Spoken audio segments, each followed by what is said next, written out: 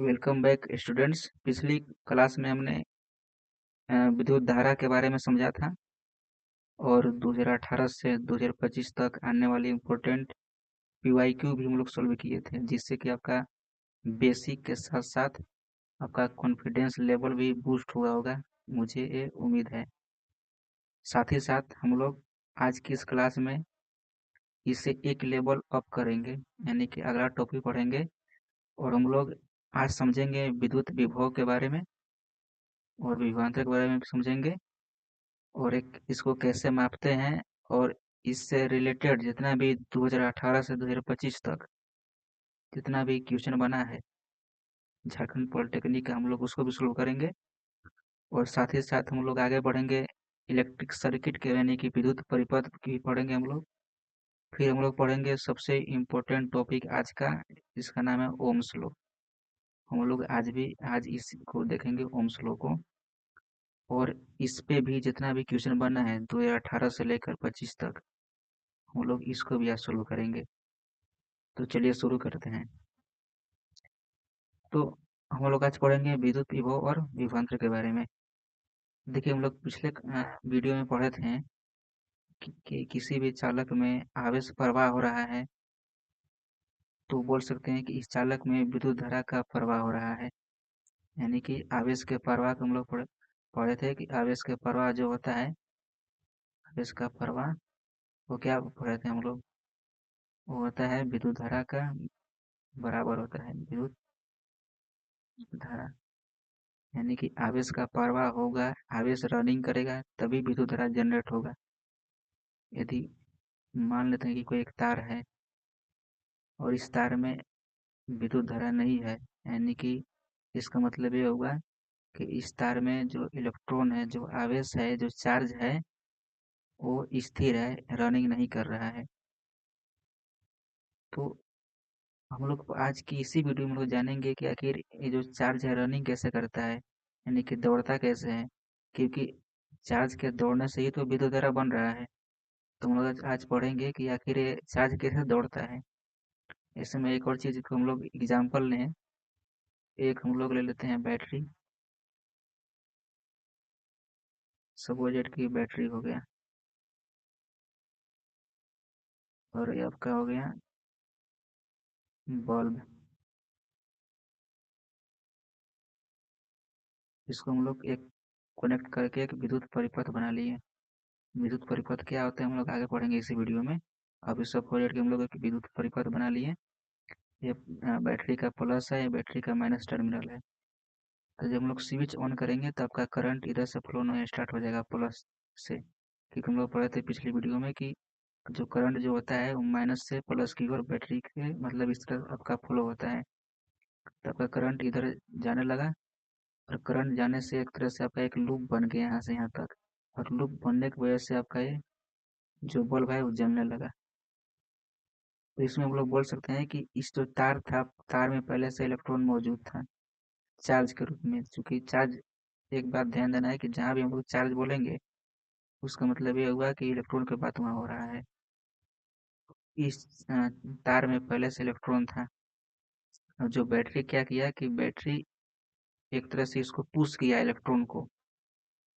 Electron के push करने की वजह से इस तार में, अब देखिए, जब चूंकि इलेक्ट्रॉन पुश होगा मतलब इलेक्ट्रॉन को जब ढकेला जाएगा तो इलेक्ट्रॉन गति में आएगा।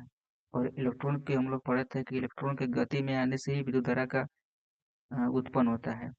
तो बोल सकते थे हैं कि इस परिपथ में विद्युत धारा उत्पन्न हो जाएगा, जिसके वजह से ये जो बल्ब है वो जलना शुरू हो जाएगा। तो हम लोग समझेंगे कि आखिर ऐसा क्यों होता है, और इसी से रिलेटेड है आपका विद्युत विभव और विभवांतर। तो देखिए होता क्या है कि कोई भी चीज हो, जब तक उसमें अंतर ना होता है तब तक कोई दो चीज गति नहीं करेगा। कहने का मतलब ये है कि आपके पास एक, मान लेते हैं कि टंकी है, एक छोटा सा टंकी है, इसमें आपका यहाँ तक पानी भरा हुआ है और इसमें आपका यहाँ तक पानी भरा हुआ है, या फिर खाली है मान लेते हैं। अब यहाँ से हम लोग पाइप को जोड़ेंगे तो जाहिर सी बात है कि इस टंकी से पानी इसमें आएगा, यहाँ से पानी इसमें नहीं जाएगा, जबकि यहाँ से पानी इसमें आएगा। तो ऐसा इसलिए होता है क्योंकि गुरुत्वाकर्षण हम लोग पढ़े थे क्लास 9th में कि गुरुत्वाकर्षण की वजह से आपका जो ऊपर वाला जो चीज़ है वो नीचे आएगा। यहाँ पर आपका एक डिफरेंस बन गया। डिफरेंस मतलब कि अंतर बन गया, और अंतर बनने की वजह से ही आपका जो पानी है ऊपर से नीचे आ रहा है। लेकिन अब तार के केस में क्या होता है, चालक के केस में क्या होता है कि चालक मान लेते हैं कि एक चालक है। अब इस चालक को हम लोग इस तरह से करेंगे, इस तरह से रखेंगे इसको, तो इसका मतलब है थोड़ी है कि इसमें इलेक्ट्रॉन है, पहले से इलेक्ट्रॉन था, तो अब इसको थोड़ा सा बैंड करने पर इलेक्ट्रॉन थोड़ी है इस तरह से आपका गिरने लगेगा। गिरने की वजह से इसमें अब इलेक्ट्रॉन चलने लगेगा और इसमें आपका विद्युत धारा प्रवाहित होने लगेगा। ऐसा नहीं होता है चालक के केस में, क्योंकि यहाँ पर आपका गुरुत्वाकर्षण बल तो लग नहीं रहा है चालक में, क्योंकि गुरुत्वाकर्षण बल की वजह से तो चालक आपका चलेगा नहीं, सॉरी इसमें आवेश चलेगा नहीं। तो चालक के केस में जो आवेश होता है वो गुरुत्वाकर्षण की वजह से नहीं चलता है। यहाँ पे हम लोग का विद्युत विभव जनरेट करना पड़ता है, और वो जनरेट कौन करता है, एक बैटरी करता है। तो सारा खेल बैटरी का है। तो बैटरी के हम लोग एक तरह से विभव मान लिया जाए, तो बैटरी के दोनों टर्मिनल के बीच में जो विभव का जो अंतर आता है, हम लोग इसी को क्या बोलते हैं, विभवांतर बोलते हैं। तो विभवांतर कुछ नहीं है, बस विभव का अंतर को हम लोग बोलते हैं विभवांतर। हालांकि ये एक नॉर्मल परिभाषा है, इसको डिटेल में हम लोग जानेंगे तो आपको और अच्छा से समझ में आएगा। तो चलिए हम लोग अब आगे बढ़ते हैं इसमें। देखिए होता क्या है कि एक बैटरी, जिसमें कि हम लोग पढ़े थे कि बैटरी, मेन चीज बैटरी है। बैटरी ही विभव बनाता है और विभव में अंतर करके उसमें इलेक्ट्रॉन को गति करने में मदद करता है। बैटरी में क्या होता है कि दो चीज होता है, एक होता है प्लस और एक होता है माइनस। आपको पता होगा ये चीज।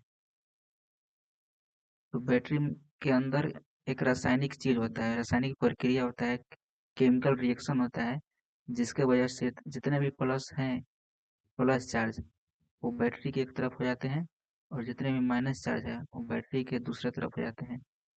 और चूंकि हम लोग पढ़े हैं कि जब भी प्लस प्लस हो तो दोनों एक दूसरे को विकर्षित यानी कि रिपल्सन करेंगे, यानी कि एक दूसरे को धक्का देंगे, आपस में कभी नहीं सटेंगे। इसी तरह माइनस माइनस हो, तीन लोग भी एक दूसरे को धक्का देंगे, आपस में कभी नहीं सटेंगे। तो जब बैटरी के अंदर केमिकल जब रिएक्शन होगा बैटरी के अंदर, तो क्या होता है कि जितने भी चार्ज हैं पॉजिटिव चार्ज, वो बैटरी के एक तरफ चले जाते हैं, और जितने जितने भी नेगेटिव चार्ज हैं वो बैटरी के एक तरफ चले जाते हैं। तो ऐसा सिचुएशन में क्या होता है कि जितना भी आपको दिख रहा है ये सब नेगेटिव चार्ज, ये सब एक दूसरे को धक्का देंगे, और धक्का देकर इन लोग सोचेंगे कि हम लोग को अब कैसे भी जगह मिले कि हम लोग अब बाहर निकले।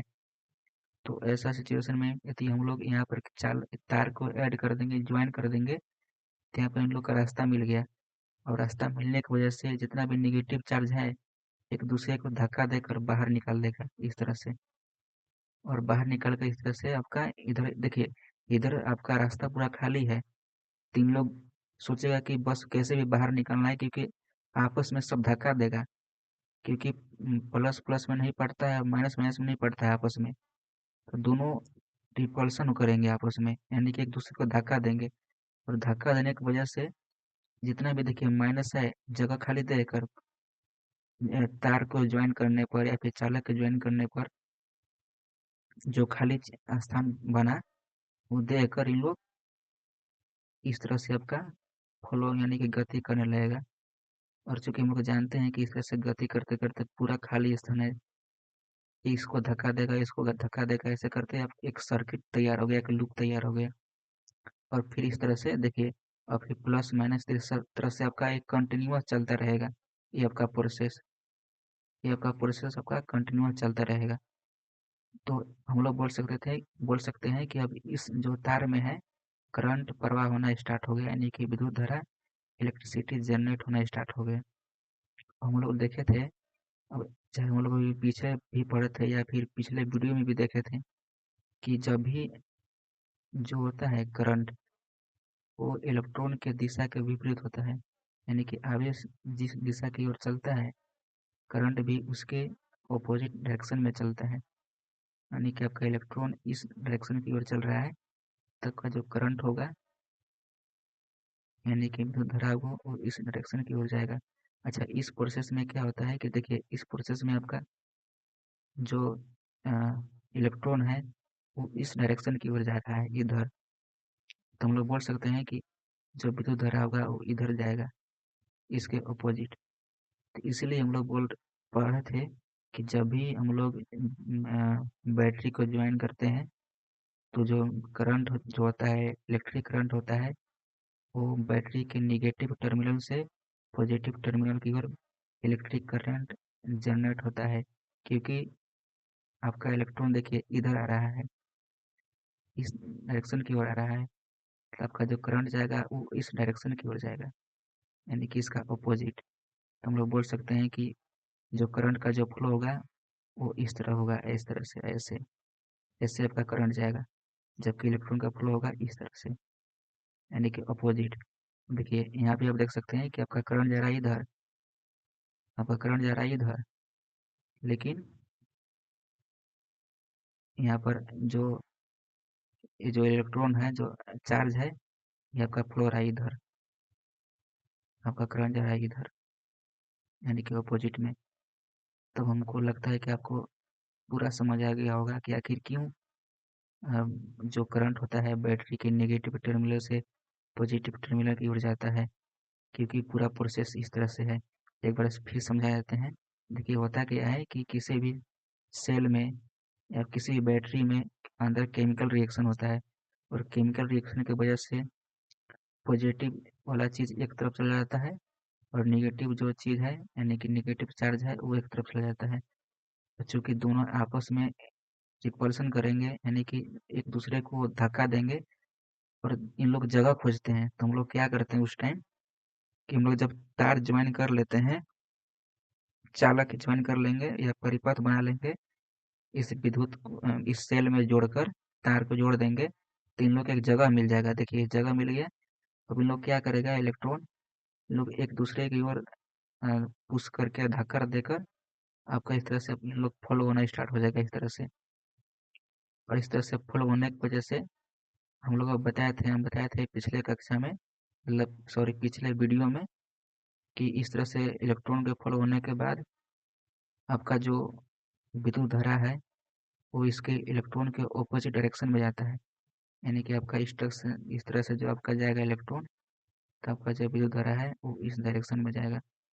और इलेक्ट्रॉन के फ्लो होने के वजह से ही विद्युत धारा का जनरेट होता है। तो हम लोग ये चीज़ देख लिए। अब और एक चीज़ देखते हैं इसके बारे में। तो चलिए समझते हैं। जब चालक के अंदर जब चालक के अंदर विद्युत दाब में कोई अंतर होता है, तो उसे विभवांतर कहते हैं। ऐसे में कि जो अंदर जो मतलब जो बैटरी के अंदर जो विद्युत दबाव बना था, उसके वजह से जो अंतर जो क्रिएट हुआ था, और आपका जो इलेक्ट्रॉन का गति होना स्टार्ट हो गया था, तो जो अंतर जो बना अंदर में, इसी को क्या बोलते हैं, विभवांतर बोलते हैं। किसी चालक के दो बिंदुओं के बीच, मतलब दो बिंदुओं के बीच जो विद्युत दबाव दबाव होता है, जो पोटेंशियल का अंतर जो होता है, जिससे विद्युत आवेश को एक बिंदु से दूसरे बिंदु तक ले जाने में आवश्यक कार्य द्वारा मापा जाता है, उसे विभवांतर कहते हैं। देखिए कहने का मतलब यह है कि हम लोग अभी देखे थे कि जो आवेश होता है, वो आवेश एक जगह से दूसरी जगह जाता है। अब जो इसमें क्या हो रहा था, यहाँ पे हम लोग भी देखे थे कि इसमें जो इलेक्ट्रॉन को धक्का दे देकर इस तरह से इसमें किया जा रहा है, मतलब कुछ न कुछ वर्क किया जा रहा है बैटरी के द्वारा। क्योंकि वो बैटरी के द्वारा वर्क करके ही तो इसमें इलेक्ट्रॉन में पुश करके इसको एक बिंदु से दूसरे बिंदु तक स्थानांतरित किया जा रहा है। तो जो ये कार्य जो कर रहा है बैटरी, यानी कि जो इसका ऊर्जा लग रहा है, यही ऊर्जा इसका कार्य के रूप में हो गया संचित। नहीं आ रहा है समझ में? जैसे कि मान लेते हैं कि आपका ए एक बिंदु हो गया, कि बिंदु हो गया बी। अब इस बिंदु पर क्या होगा, तो मान लेते हैं कि अभी एक इलेक्ट्रो क्यू आवेश या फिर एक इलेक्ट्रॉन है। अब इस इलेक्ट्रॉन को हमको क्या करना है कि बिंदु ए से बिंदु बी तक पहुंचाना है। तो इस इलेक्ट्रॉन को हम लोग को क्या करना होगा, कार्य करना होगा, इसको ऊर्जा देना होगा, एनर्जी देना होगा, और यही एनर्जी कार्य के रूप में संचित हो जाता है। तो हम लोग मान सपोज कि इसको कुछ ऊर्जा देते हैं, और इस पर एनर्जी देने की वजह से इस इलेक्ट्रॉन गति करते हुए आपका ए से बी तक चला गया, यहाँ पहुंच गया। तो हम लोग बोल सकते हैं कहीं ना कहीं इस चीज में हम लोग कार्य कर रहे हैं, इलेक्ट्रॉन को एक जगह से दूसरी जगह को भेजने में, यानी कि आवेश को ए से बी तक क्यू आवेश को हम लोग भेज रहे हैं। तो इस क्यू आवेश को भेजने में जो कार्य हुआ है, हम लोग इसी को विभव के रूप में परिभाषित करते हैं। तो यही चीज यहाँ पर बोला गया है। क्या बोला गया है कि एक बिंदु से दूसरे बिंदु तक ले जाने के लिए आवश्यक कार्य द्वारा मापा जाता है, उसे विभवांतर कहते हैं।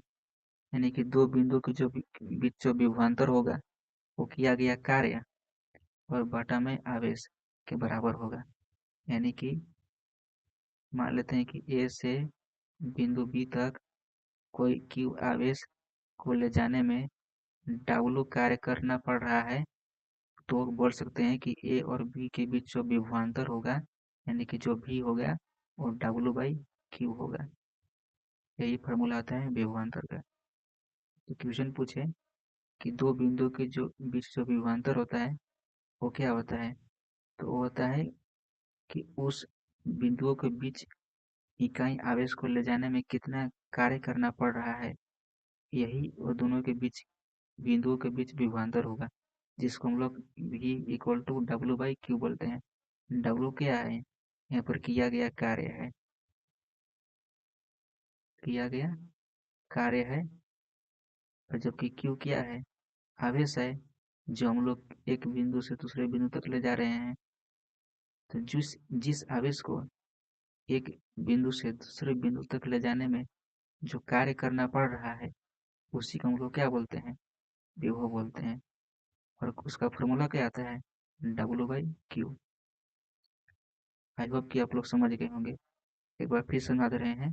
देखिए होता क्या है कि किसी भी चालक में जब भी हम लोग करंट को इसमें फ्लो करवाना चाहते हैं, इसका मतलब यह हुआ कि इसमें हमको चार्ज को गति कराना होगा।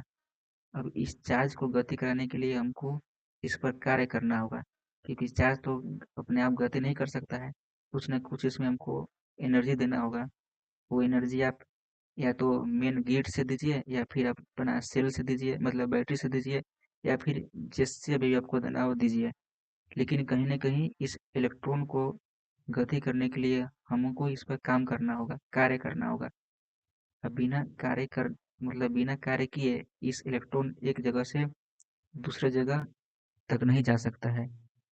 और इस केस में हमको क्या करना होगा, कार्य करना होगा। और यही कार्य को क्या बोलते हैं, विभवांतर बोलते हैं। यानी कि डब्ल्यू बाई क्यू। यानी कि किसी चालक में जो क्यू आवेश को ले जाने में जो कार्य करना होता है, उसी को हम लोग विभव बोलते हैं। कोई दिक्कत नहीं होना चाहिए। तो भी इक्वल टू क्या हो गया, डब्ल्यू बाई क्यू। देखिए इसमें समझने वाला चीज़ है, समझना है, रटना कुछ भी नहीं है। बस जो चीज़ हम बोल रहे हैं बस उस पर आपको ध्यान देना है और समझना है कि हम बोलना क्या चाह रहे हैं। मेरा मकसद रटवाना नहीं है, मेरा मकसद है कि आपको फील होना चाहिए कि हम बोलना क्या चाह रहे हैं, और आखिर विद्युत विभव और विभवांतर होता क्या है, ये माइंड में होना चाहिए। तो आई आई होप कि आप लोग समझ गए होंगे अच्छा से। अगला क्या बोल रहा है कि जो विद्युत विभव का SI मात्रक होता है, वोल्ट होता है, जिसे इटली के भौतिकी वैज्ञानिक एलेसांद्रो वोल्टा के नाम पर रखा गया है। एक वैज्ञानिक थे, जिन्होंने अपना इसमें विभव और विभवांतर में बहुत योगदान दिया, तो इन्हीं के सम्मान में हम लोग जो विभवांतर की जगह सही मात्रक है हम लोग वोल्ट रख दिए, जिसको हम लोग भी से डिनोट करते हैं, यानी कि सूचित करते हैं। तो इतना बात आ गया होगा समझ में। अच्छा, जो विद्युत विभवांतर के सही मात्रक वोल्ट के अलावा और भी हो सकता है।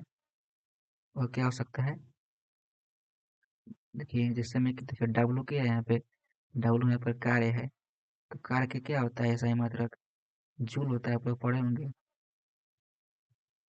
अब आवेश का क्या होता है, आवेश का हम लोग क्या पढ़े थे, कूलम पढ़े थे। तो इसलिए हम लोग बोल सकते हैं कि विद्युत और विभव का एक और ऐसा ही मात्रक है जिसका नाम है क्या, जूलम पर कूलम, सॉरी, जूल पर कूलम, वो गलती से जूलम बोला गया, जूल पर कूलम इसका होगा ऐसा ही मात्रक। तो जब भी क्वेश्चन बोले तो आपको ए भी दे सकता है, तो आपका यहाँ पर एक मिनट, आपका जूल पर कूलम भी देख सकता है, या फिर आपका वोल्ट भी दे सकता है, तो दोनों को याद रखना है, जूलम पर कूलम या फिर वोल्ट। किसका मात्रक है, विभव का मात्रक है। हम लोग आगे बढ़ते हैं। तो आई होप कितना आप लोग समझ गए होंगे अच्छा से। ये आप लोग देख ही लिए थे, हम लोग ये भी हम लोग देख लिए थे। अब आगे बढ़ते हैं। आगे क्या बोल रहा है कि यदि किसी विद्युत धारा वाले चालक के दो बिंदुओं के बीच एक कूलम आवेश को एक बिंदु से दूसरे बिंदु तक ले जाने में एक जूल कार्य किया जाता है, तो इन दोनों के बीच विभवांतर 1 वोल्ट होता है। देखिए क्या बोल रहा है कि मेरे पास दो बिंदु है ए और बी। इस बिंदु में इस इस ए बिंदु से बी बिंदु तक ले जाने में कोई आवेश है, वो 1 कूलम का है। कोई आवेश कितना है, 1 कूलम का आवेश है। उसको ले जाने में यदि हमको 1 जूल कार्य करना पड़े, तो बोल सकते हैं कि ए और बी के बीच जो विभवांतर होगा वो 1 वोल्ट होगा। यह समझ में बात को, फिर समझना है। देखिए एक बार फिर समझाते हैं आपको हम कि एक बिंदु ए है, एक बिंदु बी है। तो इस ए बिंदु से बी बिंदु तक 1 कूलम के आवेश को ले जाने में 1 जूल कार्य करना पड़े, तो हम लोग बोल सकते हैं कि ए और बी के बीच जो विभवांतर होगा वो 1 वोल्ट के इक्वल होगा। तो क्वेश्चन पूछता है कि 1 वोल्ट कितना होता है। तो 1 वोल्ट का होता है किसी दो बिंदुओं के बीच, चालक के दो बिंदुओं के बीच 1 कूलम आवेश ले जाने में 1 जूल कार्य करने पर उस दो बिंदुओं के बीच जो विभवांतर होता है वो 1 वोल्ट होता है। आपको इसको नोट करना है। क्वेश्चन ये भी पूछ सकता है, बताइए कि 1 वोल्ट इसमें से कौन है। तो हमेशा आपको ऊपर जूल ध्यान देना है और नीचे आवेश ध्यान देना है। तीसरे से हम लोग 1 वोल्ट को परिभाषित कर लिए। अगला पॉइंट क्या है, अगला आपका बोल रहा है कि विद्युत विभवांतर की माप जिस यंत्र द्वारा की जाती है उसे वोल्ट मीटर कहते हैं। देखिए हम लोग पिछले वीडियो में पढ़े थे कि जो विद्युत धारा होता है, विद्युत धारा को मापने के लिए हम लोग एमीटर का यूज करते हैं, याद है ना। उसी तरह से हम लोग विभव को मापने के लिए वोल्ट मीटर का यूज करते हैं। वोल्ट मीटर एक यंत्र होता है, एक डिवाइस होता है, जिसकी मदद से हम लोग किसी भी चालक के बीच विभवांतर को माप सकते हैं। तो उस क्या चीज़ से मापते हैं, उससे को हम लोग वोल्ट मीटर से मापते हैं। तो वोल्ट मीटर को सदैव मतलब हमेशा 500 क्रम में, यानी कि पैरेलल कॉम्बिनेशन में जोड़ना चाहिए। देखिए हम लोग एमीटर में पढ़े थे कि एमीटर जो होता है इसको सीरीज कॉम्बिनेशन में जोड़ा जाता है, यानी कि श्रृंखलन यानी कि श्रेणी क्रम में जोड़ा जाता है। कि श्रेणी क्रम और 500 क्रम क्या है हम लोग आगे पढ़ेंगे अगला वीडियो में। बस अभी के लिए इतना ध्यान रखिए कि जो वोल्ट मीटर होता है इसको हम लोग 500 क्रम में ऐड करते हैं परिपथ में, जबकि जो एमीटर होता है इसको हम लोग सीरीज यानी कि श्रेणी क्रम में ऐड करते हैं। क्वेश्चन पूछता है तो वोल्ट मीटर मतलब कि 500 क्रम, और एमीटर का हम ऐड करते हैं तो श्रेणी क्रम में यानी कि सीरीज में ऐड करते हैं परिपथ में। अब आगे देखते हैं। तो चलिए अभी तक हम लोग जितना भी पढ़े उससे रिलेटेड जो भी क्वेश्चन है हम लोग उसको सोल्व करेंगे। तो क्वेश्चन हम कब का है? झारखंड पॉलिटेक्निक 2023 का। क्वेश्चन क्या बोल रहा है कि एक चालक पर दो बिंदुओं के बीच 2 कूलम आवेश को गतिमान करने के लिए 14 जूल कार्य किया जाता है, तो दो बिंदुओं के बीच विभवांतर कितना होगा? देखिए हम लोग पढ़े थे अभी कि जो विभवांतर जो होता है यानी कि जो भी होता है क्या होता है? W/Q होता है। हम लोग ये चीज अभी पढ़े थे। तो जब भी न्यूमेरिकल सोल्व करने के लिए है तो लिखना है, पहले देखना है कि पूछा क्या है और दिया गया क्या है। तो यहाँ पर देखिए हम लोग मात्रा के हेल्प से हम लोग जान सकते हैं कि दिया गया क्या है और पूछा क्या है। देखिए यहाँ पर दिया है 2 कूलम। देखिए जब भी कूलम दिया हो, कूलम को हम लोग, कूलम किसका मतलब है? आवेश का मतलब है। इसका मतलब ये है कि जो आवेश है यानी कि जो Q है वो कितना दिया गया है? 2 कूलम। 1 मिनट।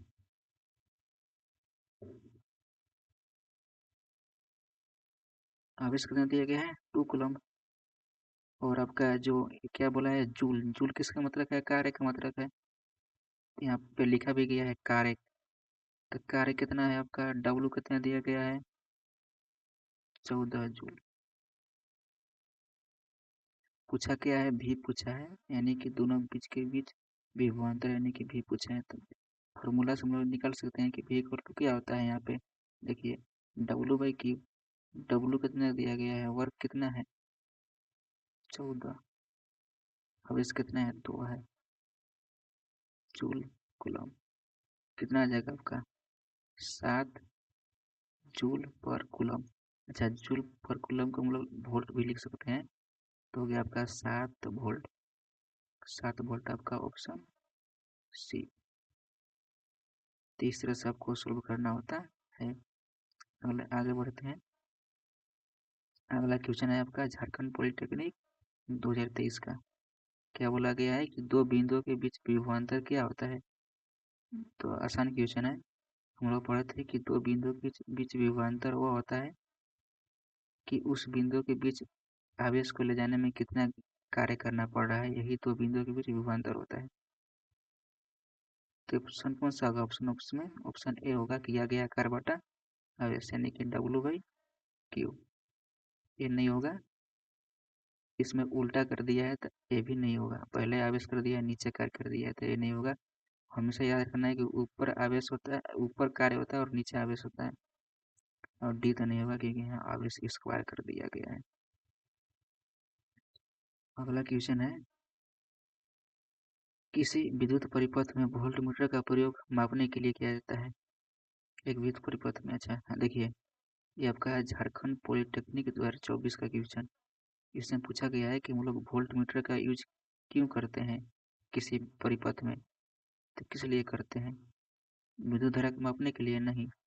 इसको तो हम लोग एमीटर का यूज करते हैं इसमें। तो ये नहीं होगा। प्रतिरोध को मापने के लिए नहीं। उक्त में से कोई नहीं। नहीं, हम लोग हमेशा किसका यूज करते हैं? विभवांतर को मापने के लिए। तो ऑप्शन आपका ए होगा। अगला क्वेश्चन है झारखंड पॉलिटेक्निक 2019 का। पूछा गया है कि दो बिंदुओं के बीच विभवांतर क्या होता है, यानी कि विभवांतर का फॉर्मूला पूछ दिया गया है। तो हम लोग क्या पढ़े थे? कार्य बटा आवेश होता है। अच्छा, इसमें कार्य बटा प्रभार दे दिया गया है। प्रभार क्या होता है? अच्छा, सपोज के मान लेते हैं कि प्रभार मुझे नहीं पता कि क्या होता है, तो हम लोग ऑप्शन एलिमिनेट करेंगे। ये तो नहीं होगा, ये भी नहीं होगा क्योंकि हमेशा ऊपर कार्य होता है, और स्क्वायर तो होगा नहीं। तो यहाँ पर देख सकते हैं कि प्रभार आवेश को ही बोलते हैं। यानी कि एक तरह से बोल सकते हैं कि हम लोग जब भी ऐसा क्वेश्चन आए हिंदी में इस तरह से, तो हम लोग बगल में इंग्लिश लेकर आता है क्वेश्चन का, तो हम लोग इंग्लिश को भी देखना चाहिए कि इंग्लिश में क्या बोल रहा है। इंग्लिश में आसान वर्ड यूज़ किया हुआ रहता है, तो आप उससे देखकर आप ऑप्शन को टिक कर सकते हैं। तो क्या होगा आपका, किया गया कार्य बटा परवारा ने क्या बेस, तो ऑप्शन आपका ए हो गया। आपका है लेटेस्ट क्वेश्चन 25 का, झारखंड पॉलिटेक्निक का नया नया क्वेश्चन है। क्या बोला है कि 2 कूलम के आवेश को 118 वोल्ट से 128 वोल्ट तक बिंदु तक ले जाने में कितना कार्य करना पड़ेगा। अब देखिए इसमें पूछा क्या गया है, कार्य पूछा गया है। मुझे यहाँ पर कार्य निकालना है, यानी कि डब्लू निकालना है। डब्लू क्या होगा, देखिए हम लोग पढ़े थे कि भी इक्वल टू क्या होता है, डब्लू बाई की होता है, डी कार्य बटा आवेश। मुझे यहाँ पर आवेश निकाल यानी कार्य निकालना है, डब्लू निकालना है। तो डब्लू क्या हो गया यहाँ पे, भी इंटू की हो जाएगा। यह समझ में। तो यहाँ पे हम मुझे क्या निकालना क्या है, डब्लू निकालना था हम लोग। उसके लिए भी चाहिए और क्यू चाहिए। भी मतलब विभव चाहिए और क्यू मतलब कि आवेश चाहिए। तो आवेश यहाँ पे देखिए दिया गया है 2 कूलम। क्यू कितना हो गया आपका 2 कूलम। लेकिन यहाँ पर वोल्ट का 2 मान दिया गया, 118 से 128 वोल्ट तक। तो जब भी 2 मान दिया रहे, अब बीच में हमेशा शेयर आता है, तो दोनों के बीच में डिफरेंस लिया जाता है। तो देखिए यहाँ पर वोल्ट कितना हो जाएगा, भी कितना होगा, विभव मतलब कितना होगा, तो एक हमेशा बड़ा में से छोटा घटाइए। 128 में से 118 को घटा दीजिए, तो कितना आएगा आपका 10 आ जाएगा, 10 वोल्ट। तब मुझे यहाँ पे निकल गया भी का माना गया 10। अब हम लोग रख सकते हैं फॉर्मूला पे, भी कितना है 10 है, क्यू कितना है तो 2 है, कितना आ जाएगा आपका 20 जूल। कौन सा है ऑप्शन ए। कोई दिक्कत, तो जब भी क्वेश्चन पूछे तो आपको इस तरह से कर देना है, फाइनल में से इनिशियल को घटाकर आपके यहाँ पर आ जाएगा, फिर बाकी सोल्व कर लेना है।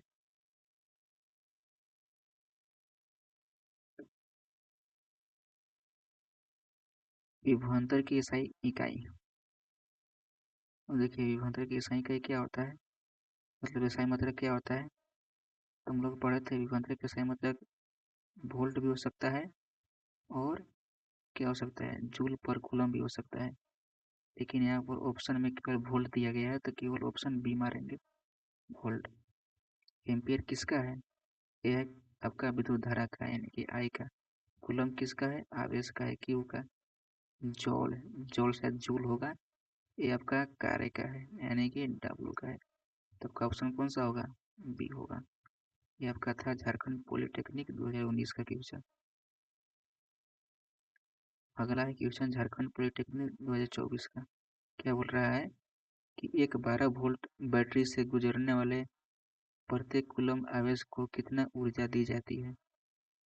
यानी कि इसमें निकालना क्या है, ऊर्जा निकालना है। ऊर्जा अच्छा हम बताए थे स्टार्टिंग में ही कि जो बैटरी जो ऊर्जा दे रहा है इलेक्ट्रॉन के चलने में, वही ऊर्जा कार्य के रूप में संचित हो जाता है। तो कार्य पूछ सकता है या फिर ऊर्जा पूछ सकता है। तो जब भी कार्य या ऊर्जा पूछे तो वही डब्लू ही पूछ रहा है। दिया गया क्या है दिया गया है भी इक्वल टू 12 वोल्ट प्रत्येक कूलम। जब भी प्रत्येक कूलम के बात आ जाए, इसका मतलब हुआ 1 कूलम। यहाँ पर आपका क्यू कितना हो जाएगा 1 कूलम। निकालना क्या है डब्लू। हम लोग अभी देखे थे कि डब्लू इक्वल टू क्या होता है, भी इंटू क्यू होता है।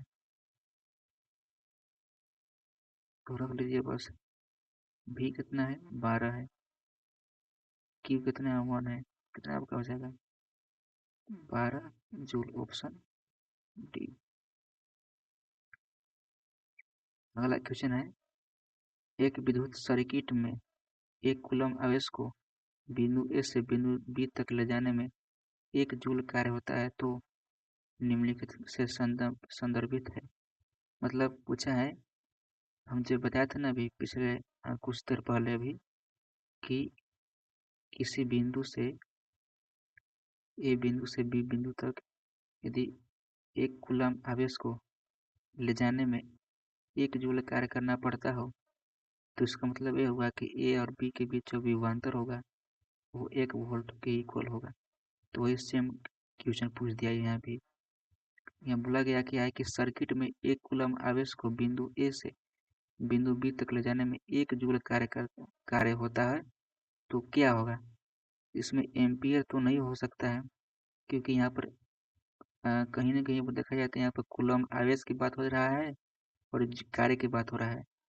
तो यहाँ से भी आपका हिंट भी मिल सकता है कि आवेश और कार्य की जहाँ भी बात है वहाँ पर विभव की बात जरूर होगा, यानी कि विभव और विभवांतर की तो बात वहाँ पर होगा ही होगा।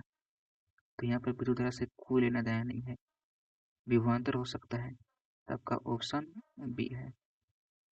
ए तो आपका नहीं हो सकता है, ऑप्शन सी नहीं हो सकता है, ऑप्शन डी नहीं। अच्छा ये बता सकते हैं कि जो दिया गया है डेटा 1.6 इंटू 10⁻19 कूलम, ये क्या चीज़ होता है, इसको आपको कमेंट में बताना है। ये क्या होता है, मतलब ये किस किस पर चार्ज होता है इतना, ये चीज़ आपको बताना है। चलिए तुम लोग अभी पढ़ लिए, क्या पढ़े थे, विद्युत विभव के बारे में पढ़ लिए।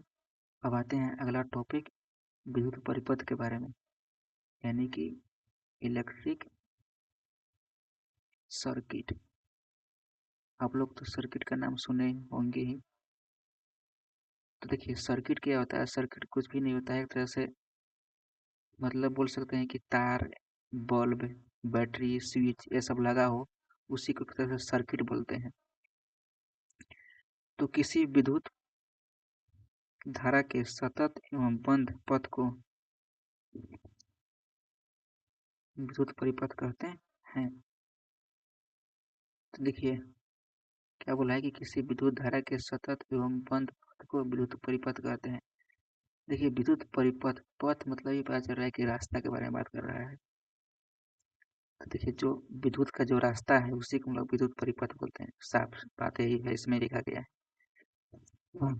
सॉरी। तो किसी विद्युत धारा के सतत एवं बंद पथ को क्या बोलते हैं, विद्युत परिपथ कहते हैं। यहाँ पर आप देख सकते हैं डायग्राम में क्या क्या बैटरी जोड़ा गया है, यहाँ पर 3 ठे सेल जोड़ा गया है, आपका यहाँ पर तार जोड़ा गया है, ये रजिस्टर है, ये बल्ब है, ये स्विच है। तो जो पूरा जो सिस्टम जो बन रहा है इसको क्या बोलते हैं, इलेक्ट्रिक सर्किट बोलते हैं। अब यहाँ पर 2 चीज आया गया है, एक सतत है, यहाँ पर आप देख सकते हैं कि यहाँ पर सतत है और बंद लिखा गया है। यह सतत मतलब क्या होता है, कंटिन्यूअस, मतलब लगातार, और बंद मतलब पता ही है बंद। तो जो धारा जो लगातार चल रहा है, मान लेते हैं कि ये आपका बैटरी है,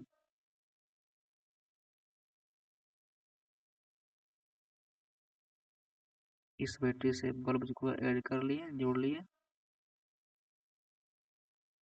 यहाँ पर आपका है, आपका माइनस होगा, माइनस टर्मिनल,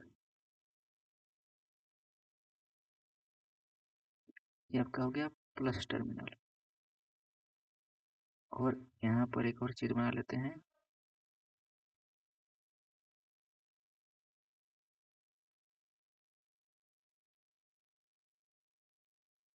ये आपका स्विच हो गया, सपोर्ट अभी के लिए स्विच। तो जब भी हम लोग स्विच को ऑन करेंगे तो स्विच ऑन करने का मतलब यह हुआ कि इसमें करंट फ्लो होना स्टार्ट हो गया, यानी कि आपका एक तरह से कंटिन्यूअस लगातार फ्लो हो रहा है। तो यहाँ पर इसलिए यूज किया गया है लगातार सतत चीज को। और जब भी हम लोग स्विच को ऑफ कर देंगे तो यानी कि परिपथ में कुछ धारा ही नहीं प्रवाहित हो रहा है, तो उस सिचुएशन में आपको सतत यूज का मतलब प्रयोग नहीं करना है। तो सतत मतलब क्या होता है, लगातार, यानी कि लगातार आपका परिपथ में विद्युत धारा प्रवाहित हो रहा है, उसी को हम लोग परिपथ बोलते हैं। और बंद पथ।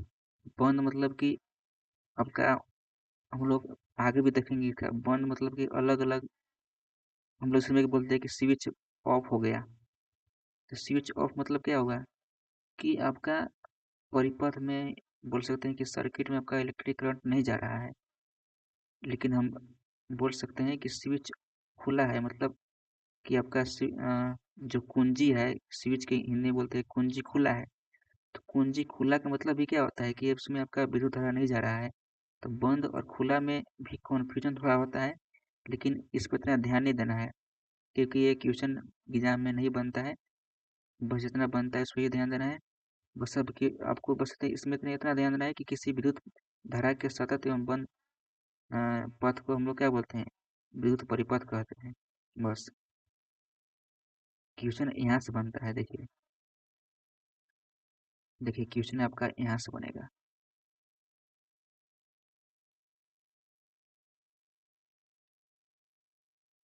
तो होता क्या है, विद्युत परिपथ क्या होता है कि हम लोग बार बार डायग्राम जब भी बनाते हैं, तो उस टाइम हम लोग बैटरी हमेशा नहीं बनाएंगे दिखाने के लिए कि ये बैटरी है, ये आपका बल्ब है, ये आपका स्विच है। इस तरह से हम लोग नहीं बनाएंगे। इसका कुछ सिंबल यूज किया जाता है, और उसी सिंबल को हम लोग क्या बोलते हैं, सर्किट डायग्राम बोलते हैं। तो हमेशा अब से हम लोग बैटरी बनाने के लिए इस तरह से यूज नहीं करेंगे कि आपका इस तरह से बनाना है, इधर प्लस इधर माइनस, ये आपका नहीं होगा। हम लोग अब जब भी बैटरी बनाएंगे तो हम लोग इसका यूज करेंगे, यानी कि जहाँ भी आपको इस तरह से दिख जाए, एक बड़ा डंडा एक छोटा डंडा, यहाँ पर प्लस यहाँ पर माइनस, जिसको बोलते हैं विद्युत सेल। इसी तरह से बहुत सारे विद्युत सेल आपस में जुट जाए तो हम लोग बोलते हैं कि बैटरी अथवा सेलों का संयोजन। यानी कि आपका इसको क्या बोलते हैं, इसको बोलते हैं बैटरी के आपका सिंबल है, यानी कि बैटरी आपका है, ये आपका है बैटरी का बहुत सारा जुड़ा हुआ है, यानी कि सेलों का संयोजन। इसको बहुत सारे जो सेल मिलते हैं, इसको हम लोग बैटरी बोलते हैं। तो जब भी हम लोग बैटरी सेल को जोड़ते हैं तो कैसे जोड़ते हैं, इसको हम लोग यहाँ से देख लीजिए। देखिए, जो बड़ा डंडा होता है वहाँ पर प्लस होता है, जो छोटा डंडा होता है यहाँ पर माइनस होता है। यहाँ पे प्लस होगा, प्लस यहाँ पे आपका माइनस होगा, ये प्लस होगा, यहाँ पे आपका माइनस होगा।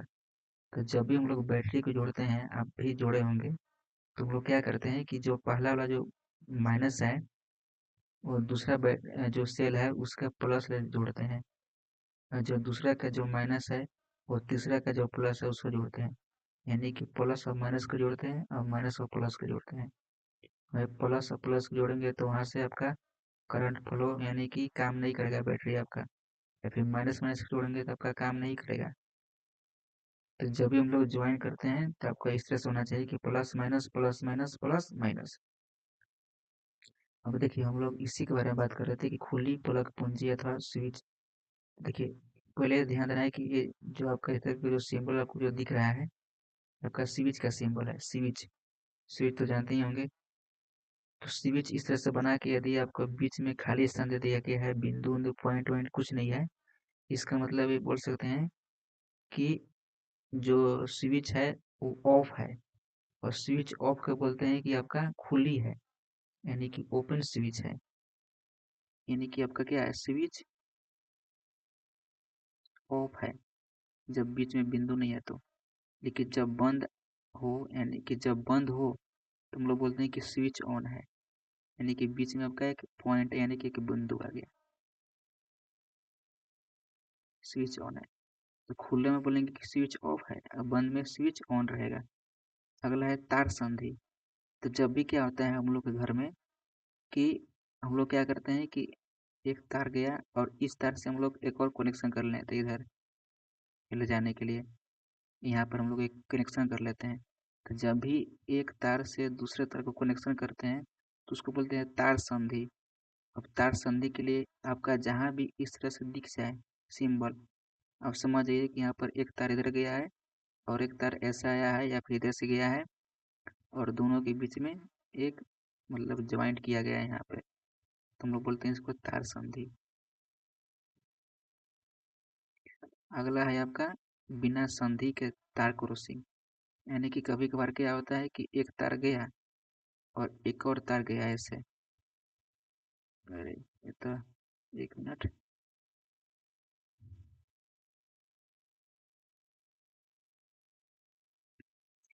कर गया एक और तार इस पर आकर ऐसे हो गया। इसका मतलब यह हुआ कि एक तार तो जा रहा है लेकिन इसके ऊपर एक और तार गुजर रहा है, हालांकि दोनों के बीच में कोई संपर्क नहीं है।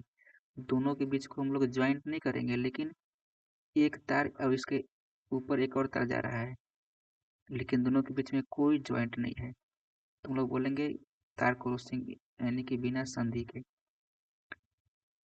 ये आपका बिना संधि का सिंबल हो गया। अगला सिंबल क्या है? विद्युत बल्ब का, यानी कि आपको इस तरह से दिख जाए तो इसको बोलते हैं विद्युत बल्ब, यानी कि विद्युत बल्ब का ये चिन्हासी है, सिंबल है। अगला है प्रतिरोधक, यानी कि रेजिस्टेंस। हम लोग प्रतिरोधक क्या होता है अब जस्ट अभी आगे पढ़ने वाले हैं। तो आपका जहाँ इस तरह से दिख जाए इसको बोलते हैं प्रतिरोधक। आगे है परिवर्ती प्रतिरोधक या धारा नियंत्रक। अब प्रतिरोधक जैसा ही, लेकिन इस पर एक तार मतलब एरो दिया जाता है, तो इसको बोलते क्या चीज़ है? धारा नियंत्रक या फिर परिवर्ती प्रतिरोधक। हम लोग आगे पढ़ेंगे इसके बारे में। तो इसका सिंबल ऐसे होता है या फिर इस तरह से होता है।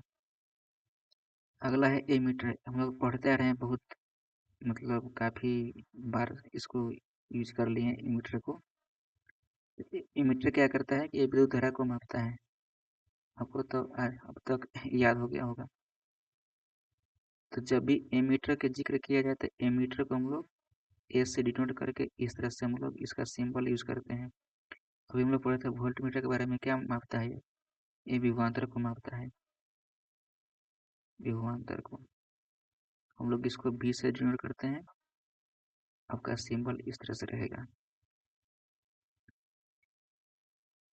अब हम लोग क्वेश्चन करते हैं। तो देखिए, प्रतिरोध आर वाले एक प्रतिरोध के सांकेतिक प्रदर्शन की आवश्यकता है। ये आपका झारखंड पॉलिटेक्निक 2024 का है। तो हम लोग वही पढ़े थे कि प्रतिरोधक का जो सिंबल होता है क्या होता है? आपका ऑप्शन सी, यानी कि इस तरह से होता है। ये आपका क्या चीज़ का है? ये आपका सेल का है, बैटरी का। ये आपका क्या चीज़ का है? बल्ब का है। ये तो रेजिस्टेंस का हो गया। ये आपका क्या बोलते हैं कि क्या चालक वगैरह से रिलेटेड कुछ है, कॉइल से रिलेटेड, तो उसका है। अब हम लोग आते हैं ओम्स का नियम के बारे में पढ़ेंगे कि ओम का नियम क्या है। बहुत इंपॉर्टेंट है चैप्टर, मतलब टॉपिक। देखिए क्या हुआ कि 1847 में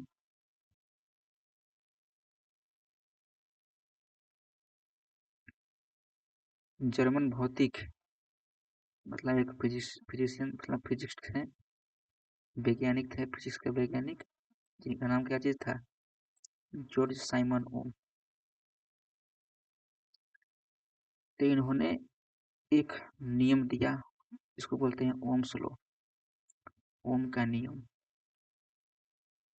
1827 में। तो इन्होंने बोला कि किसी विद्युत परिपथ में धातु के तार के दो सिरों के बीच विभवांतर उसमें प्रवाहित होने वाले विद्युत धारा के समानुपाती होती है, बशर्ते तापमान समान बने रहे। इसे ओम का नियम कहते हैं। नहीं आया समझ में? कोई दिक्कत नहीं है, हम लोग अभी समझते हैं अच्छा से। देखिए होता क्या है कि पहले हम लोग एक एक्सपेरिमेंट करते हैं। हम लोग एक तार लिए, ये जो दिख रहा है पूरा ये एक तार है। इस हम लोग एक तार लिए, इस तार में एक प्रतिरोध जोड़े जिसका है वैल्यू आर, यहाँ पर आप देख सकते हैं। और इस प्रतिरोध के दो बिंदुओं के बीच विभवांतर भी है। एक यहाँ पर हम लोग वोल्ट मीटर को ऐड कर लिए, यहाँ पर आप देख सकते हैं वोल्ट मीटर। और इस वोल्ट मीटर से, यानी कि इस प्रतिरोध से प्रवाहित जो भी धारा हो रही है, इसको मापने के लिए हम लोग एक एमीटर का यूज कर लिए, जिसको हम लोग अभी देखे थे कि ए से डिनोट करते हैं। तो ये आपका क्या चीज़ का है? सिंबल एमीटर का। ये आपका है वोल्ट मीटर का। ये आपका है प्रतिरोध का। और ए आपका है सेल यानी कि बैटरी का। तो ये क्या चीज़ का है? की मतलब स्विच का। और ये आप देख सकते हैं कि ये सब आपका तार है, जो कि ये सब क्या है? तार है। और जो ये जो आपका जो एरो ये डिनोट कर रहा है, इसका मतलब ये है कि आपका जो करंट है वो इधर की ओर फ्लो हो रहा है, ऐसे जा रहा है ऐसे। तो अब समझते हैं कि आखिर ये है क्या चीज़, ये परिपथ में दिखाया क्या गया है। तो देखिए क्या होता क्या है कि ओम्स के नियम में कि मान लेते हैं कि मेरे पास एक इसका हम लोग बना लेते हैं।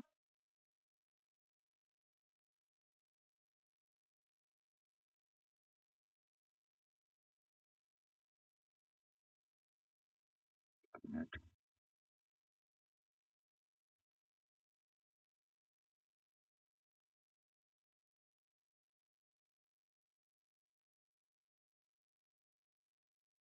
देखिए हम लोग यहाँ पर पहले एक बैटरी को जोड़ते हैं। ये प्लस हो गया, ये माइनस हो गया। अब बैटरी के जोड़ने से जो बल्ब है वो जलना स्टार्ट हो गया। मान लेते हैं कि एक बैटरी से जोड़ने पर ये बल्ब थोड़ा सा मतलब डिम जले, ज़्यादा तेज नहीं जले। अब जब भी हम लोग अब इसको तेज करना है तो हम लोग एक और बैटरी को जोड़ते हैं। इसमें एक और बैटरी ऐड कर लिए, तो हो सकता है कि थोड़ा सा और ज़्यादा तेज हो जाए बल्ब जलना। अब एक और बैटरी को हम लोग ऐड करते हैं, हो सके कि इससे और ज़्यादा मतलब तेज जलने लगे बल्ब। इससे क्या साबित हो रहा है? इससे साबित हो रहा है कि हम लोग जितना भी बैटरी को जोड़ रहे हैं, इसमें जो करंट जो प्रवाह हो रहा है, यानी कि जो बल्ब जो मिल रहा है उसका और उतना ही मतलब इंटेंसिटी आपका हाई हो रहा है। कहने का मतलब ये है कि हम लोग अब इसे समझते हैं। सपोज कि पहले हम लोग अभी इसको इग्नोर कीजिए, ये चीज़ को इतना हम लोग अभी इस पे ध्यान देते हैं एक बैटरी पर। मान लेते हैं कि अभी हम लोग एक बैटरी को जोड़े इस परिपथ में, स्विच को ऑन कर दिया, आपका विद्युत धारा प्रवाहित होने लगे इधर से। और मान लेते हैं कि इस प्रतिरोध पर विद्युत धारा प्रवाहित होने पर इसमें मान लेते हैं कि अभी सपोज दैट कि आपका एक मिनट।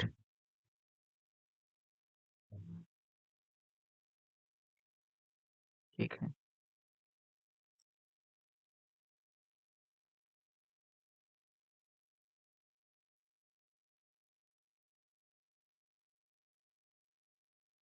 चलिए देखते हैं हम लोग। मान लेते हैं कि एक बैटरी को जोड़ते हैं। बैटरी के जोड़ने पर क्या होता है कि यहाँ पर वोल्टमीटर हम लोग जब देखते हैं, जब एक बैटरी जोड़ेंगे तो करंट आएगा। और वोल्टमीटर क्या करता है? एक तो बैटरी का विभव को तो ही मापता है, कि वोल्ट को ही तो मापता है कि इसमें कितना वोल्ट आ रहा है। तो मान लेते हैं कि यहाँ पर मुझे 3 वोल्ट मिला, पहले मुझे मिला 3 वोल्ट एक बैटरी को जोड़ने पर। और यहाँ पर हम लोग देखें ए मीटर में, तो मुझे मिला कितना? 1 एम्पियर।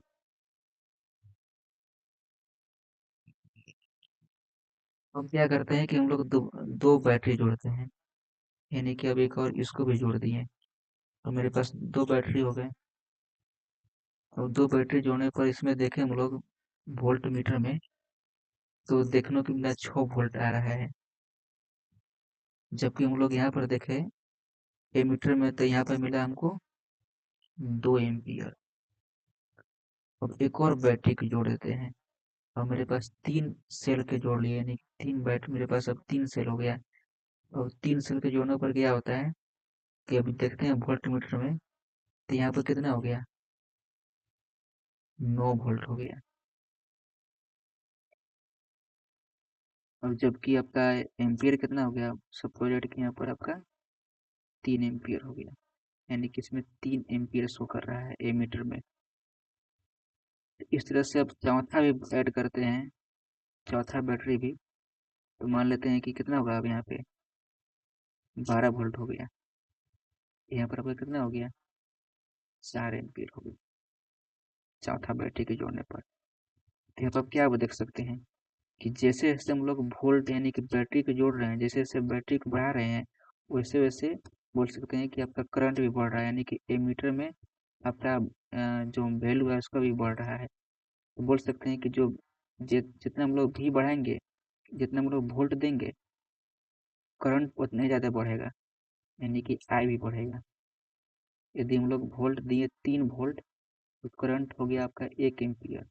मान लेते हैं कि हम लोग वोल्ट दिए 6 वोल्ट, तो आपका करंट हो गया 2 एम्पियर। यानी कि जितना हम लोग बढ़ा रहे हैं उतना ही बढ़ रहा है। यानी कि बोल सकते हैं कि जो भी होगा वो आई के क्या होगा, प्रोपोर्शनल होगा। यानी कि भी बढ़ाएंगे तो आई भी बढ़ेगा। इसी को क्या बोलते हैं, ओम्स लॉ बोलते हैं। हाँ, लेकिन ऐसा सिचुएशन में जो प्रतिरोध होना चाहिए, यानी कि जो चालक का जो प्रतिरोध है, उस पे तापमान वगैरह सब सेम होना चाहिए, तापमान दाब वगैरह। उस टाइम क्या होता है कि जैसे जैसे हम लोग वोल्ट बढ़ाएंगे वैसे वैसे एम्पियर यानी कि आपका विद्युत धारा भी बढ़ेगा। इसको क्या बोलते हैं, ओम का नियम बोलते हैं। ऐसा समझ में। लेकिन यहाँ पर आप देख रहे हैं कि अब हम लोग यहाँ से अब देखते हैं इसको।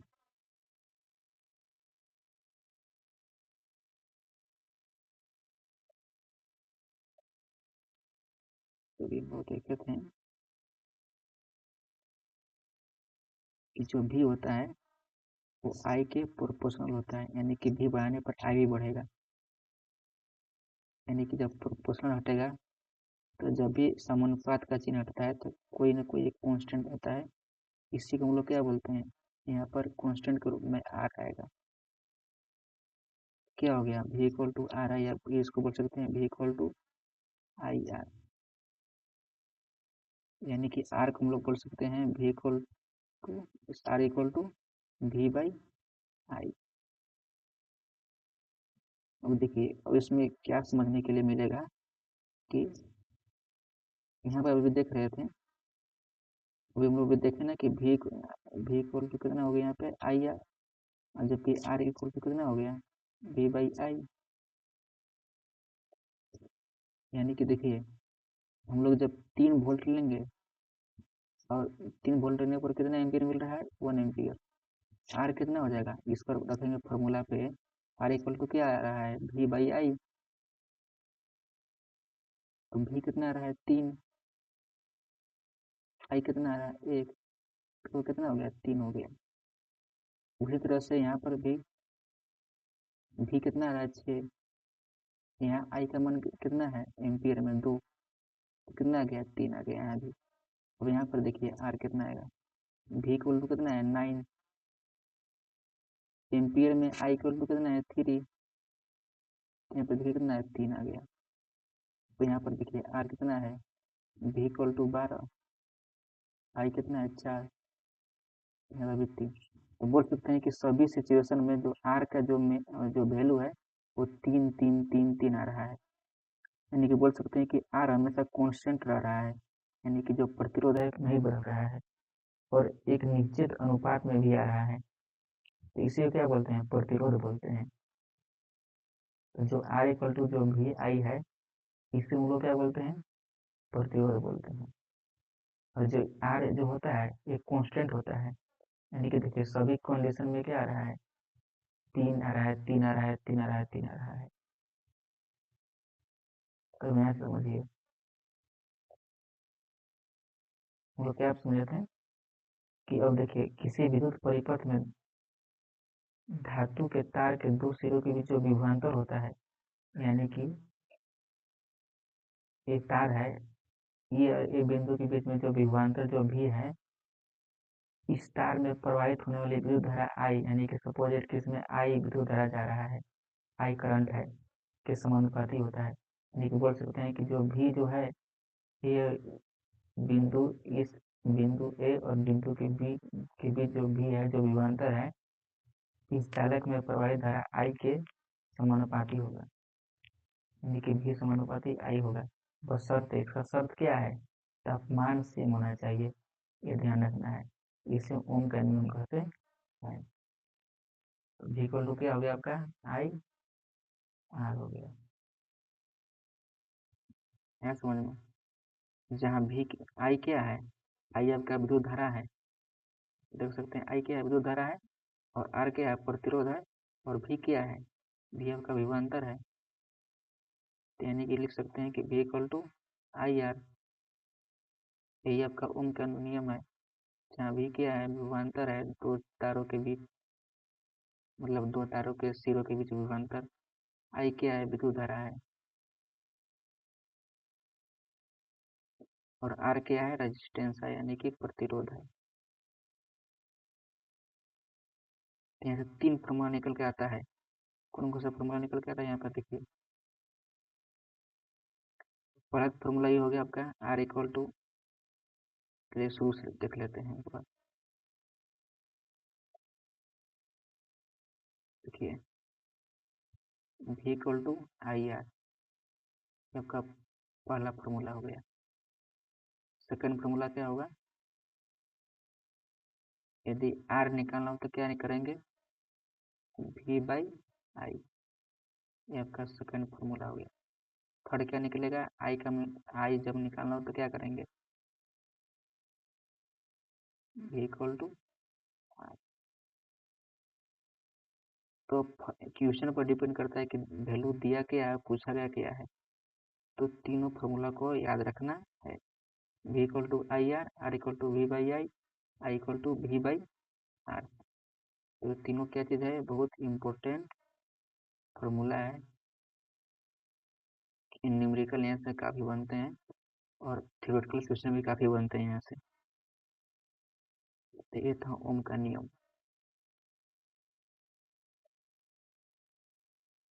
अब देखिए ओम का नियम से रिलेटेड अब ग्राफ्स भी समझ लेते हैं कि ग्राफ में क्या होता है। अब देखिए ग्राफ से समझते हैं ओम का नियम को। मान लेते हैं कि एक मेरे पास एक्स एक्सिस है, एक ये है वाई एक्सिस। और उसमें क्या हो रहा है कि मान लेते हैं कि स्टार्टिंग में मेरे पास जो ये आपका जो विभवांतर है यहाँ पर, ये जो दिख रहा है विभवांतर है, ये आपका धारा का वैल्यू है। सपोज दैट कि स्टार्टिंग में मेरे पास विभवांतर 0.4 था। तो उस टाइम जो एमीटर से मापे उस परिपथ में, तो मुझे मिला जो करंट 0.1 मिला। जब विभवांतर 0.8 था, करंट मिला 0.2।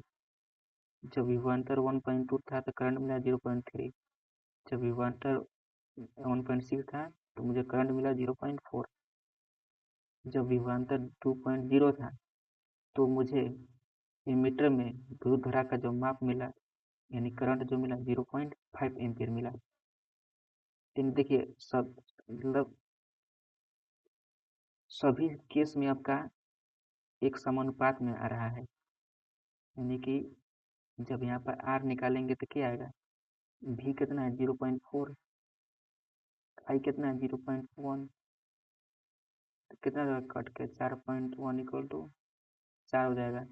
तो देखिए इसको देखते हैं, इसको यहाँ से 0.8 ले लेते हैं, यहाँ से 0.2 ले लेते हैं।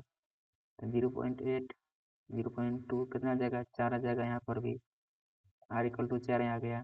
अच्छा यहाँ पर V का मान 1.2 लेते हैं, और A का मान 0.3 लेते हैं। यहाँ पर R कितना आएगा 1.2 बाई 0.3, कितना आ गया 4 आ गया। तो बोल सकते हैं कि सभी केस में जो R जो है वो एक कांस्टेंट आ रहा है। और जब भी दो राशि के बीच जब भी, अब हम लोग ये भी देखेंगे कि जो भी होता है वो y के समानुपाती होता है। तो जब भी दो राशि समानुपाती होता है एक दूसरे के, तो उस दोनों के बीच में जो ग्राफ बनता है आपका इस तरह से बनेगा, एक स्ट्रेट लाइन।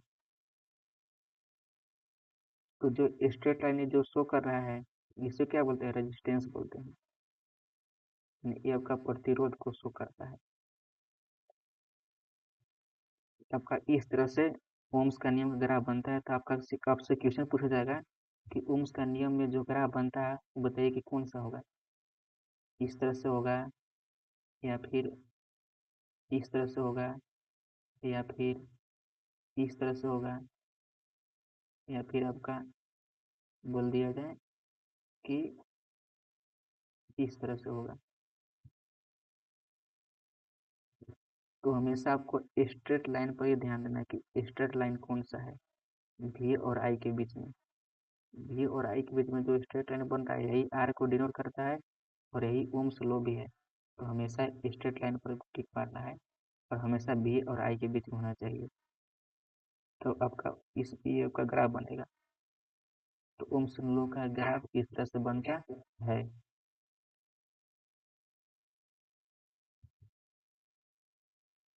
तो हम लोग आगे बढ़ते हैं।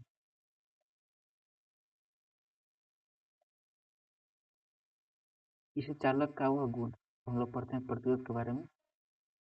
किसी चालक का वह गुण कि वो अपने में प्रवाहित होने वाली आवेश के प्रवाह का विरोध करता है।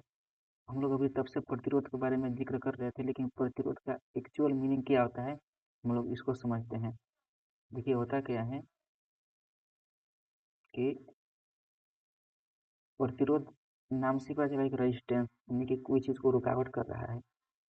देखिए किसी चालक में क्या होता है कि हम लोग जब आप 12th क्लास में पढ़िए चालक के बारे में, तो में कहीं ना कहीं जो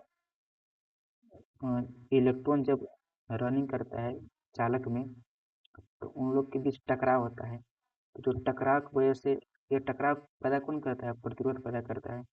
तो प्रतिरोध किसी चालक का वह गुण है कि वो अपने में प्रवाहित होने वाले आवेश के प्रवाह का विरोध करता है। उसी क्या बोलते हैं, प्रतिरोध बोलते हैं। डिटेल में आपको पढ़ना है 12th क्लास में कर्नल इस सब के बारे में। तो हम लोग अभी इसको इतना डिटेल में चर्चा नहीं करेंगे, बस आपको इतना ध्यान रखना है कि किसी चालक का वह गुण है जो कि किसी भी चालक में आवेश के प्रवाह का विरोध करता है। यानी कि जो किसी चालक है जिसमें जो कि वो आवेश प्रवाहित हो रहा है, इलेक्ट्रॉन आवेश, तो इसको यह रोकेगा, जाने नहीं देगा, यानी कि इसका विरोध करेगा। इसी को क्या बोलते हैं, प्रतिरोध बोलते हैं। हम लोग ऐसे समझ सकते हैं कि मान लेते हैं कि कोई एक चालक है, तो इस चालक में जितना ज़्यादा ज़्यादा प्रतिरोध रहेगा, उस चालक में विद्युत धारा उतना ही कम फ्लो होगा। क्योंकि प्रतिरोध ज़्यादा रोक दे रहा है विद्युत धारा को। तो जितना ज़्यादा रोकेगा प्रतिरोध, उस चालक में विद्युत धारा उतना ही कम फ्लो करेगा। तो बोल सकते हैं कि आर को बढ़ाएंगे, यानी कि विद्युत धारा को बढ़ाएंगे, सॉरी प्रतिरोध को बढ़ाएंगे, तो आई जो होगा, जो विद्युत धारा होगा, वो घट जाएगा अपने आप। यानी कि बोल सकते हैं कि आर और आई के बीच में इन्वर्सली रिलेशन है, यानी कि व्युत्क्रमानुपाती होते हैं एक दूसरे के। हम लोग अभी पढ़े भी थे कि जो भी इक्वल टू क्या होता है, आई आर होता है। और आई क्या होगा, यहाँ पे आई होगा आपका वी बाई आर, या फिर आर क्या होगा, वी बाई आई। यानी कि बोल सकते हैं कि देखिए आर और आई के बीच में क्या है, यहाँ पर देखा जाए तो आर और आई के बीच में, एक मिनट,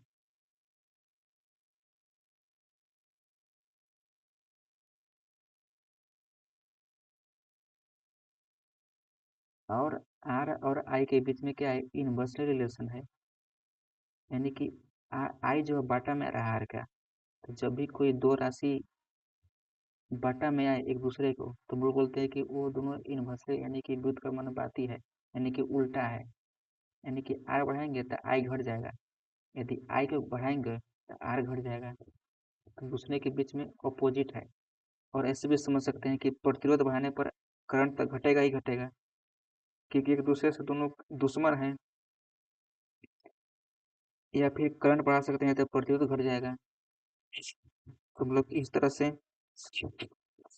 प्रतिरोध और करंट के बीच में रिलेशन को देख सकते हैं। अब हम लोग समझते हैं कि देखिए क्या है, आगे पढ़ते हैं कि प्रतिरोध का ईसाई मात्रक ओम होता है, जिसे ग्रीक भाषा में इसको, यानी कि इस सिंबल आपका है, इससे निरूपित करते हैं। यानी कि जो प्रतिरोध है इसका ईसाई मात्रक क्या होता है, ओम होता है।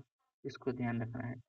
और आर का फॉर्मूला क्या होता है, R equal to V by I, R equal to V by I. Formula को ध्यान रखना है। R equal to V by I. आया समझ में? आर और आई में रिलेशन क्या होता है?